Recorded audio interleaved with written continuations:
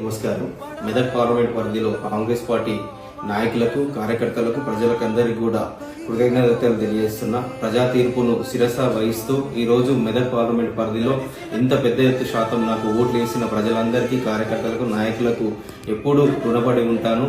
రేపు కూడా ఎట్లయితే నీళ్ల మధు ప్రజల మధ్యలో ప్రజలతోటే ఉంటాడు, మమేకమై ఉంటాడని ప్రజలందరూ కూడా, మెదక్ పార్లమెంట్ ప్రజలందరూ కూడా పెద్ద ఎత్తున ఓట్లేసి ఇచ్చినందుకు ప్రజా తీర్పును శిరస వహిస్తూ రేపు కూడా ప్రతి ఒక్క కార్యకర్తలను, ప్రజల్ని అందరినీ కాపాడుకుంటూ ప్రజా సంక్షేమ పథకాలు, ఎందుకంటే ప్రజాపాలన నడుస్తుంది, ప్రజాపాలనలో ఉన్న మన ప్రభుత్వం నుంచి వచ్చే సంక్షేమ పథకాలు కూడా ప్రతి పేదవాడికి అందేలా చూస్తాము.